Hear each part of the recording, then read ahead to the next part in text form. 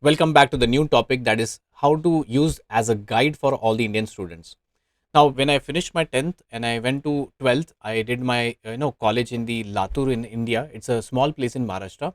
So from there, I have just went for 11th, 12th. It was very difficult for me to understand what exactly I'll be learning, what are the syllabus and subjects and everything. The location was new. I had to leave my family and go to some place because my area where I stay, I didn't had a very good colleges and universities, so I have to go to other place. From there, if I left to Latur, from I came to Pune. It's a city in India, and again it was like difficult, new people, very good English, very flaunting, and I was not able to cope up with them. You won't believe, I didn't knew the name of the engineering college, name of the subjects, what was the syllabus, what I'll be getting after this. So similarly, I'm pretty sure you also might have some questions. Okay, now people are very smart, Gen Z people all are very good people right now, but sometimes you have a confusion that how I'm going to manage when I go to new place. So, what are the syllabus? What is the place? What is the food quality? What are the location names where I'll be getting some Indian food? Okay. What is the culture? What should I speak and not speak? How much is the budget over there? Will I be able to get the output? So many questions a student has. Now, this is a guide for all the Indian students. In fact, all the students across the world, how to use this ChatGPT. Let's ask one question. You'll get my understanding. I wish I had this ChatGPT in my time.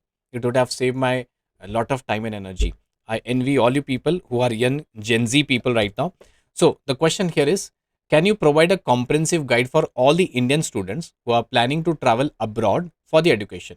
Traveling abroad, they have to spend 40, 50, 60 lakhs, which is Indian national rupees right now. And there they have to get a lot of things. They go as a surprise over there. Include tips on the culture acclimation, managing finances, okay, essential documents and potential challenges they might face. Structure the guide with the subheadings and the bullet points for clarity. Normally, all the students face problems related to budget.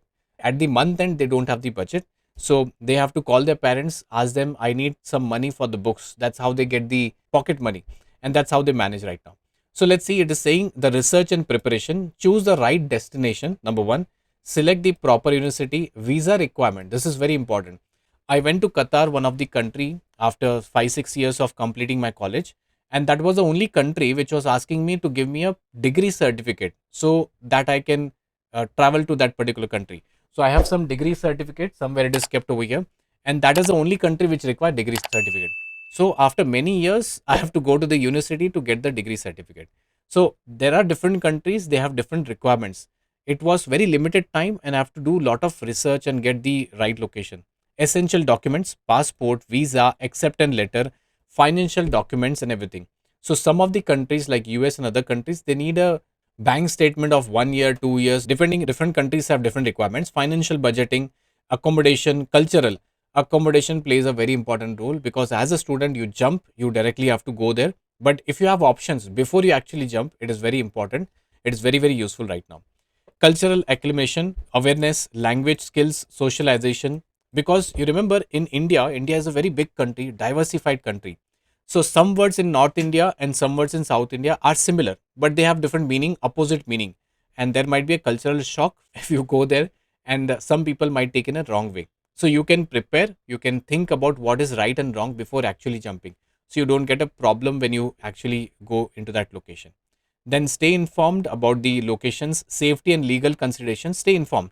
In Singapore, when you used to go over there, 14 days mandatory, there was a period when you have to isolate yourself. Okay. That is one area. So stay updated. What are the regulations? You have to keep it. And now this is something which can be useful for you. Similarly, now I have one more question right now. I'll just copy paste the question. The question is, I'm an Indian student planning to study abroad. Okay, what are the top things I need to consider in terms of academic preparation, social adaptation, and ensuring a smooth transition? Can you provide me a checklist with a brief explanation for each item? It is very important for all the Indian students to find out the locations, the colleges, universities, the fees, the placement, and what is the output you'll be getting. How many companies come in that college to take the placement? I had one of the friend in Singapore. He has gone through 2 years of engineering. The moment engineering or the MBA got finished, they were being asked to leave the country. If they get a job in that country, they're allowed to stay. Otherwise, they have to leave the country.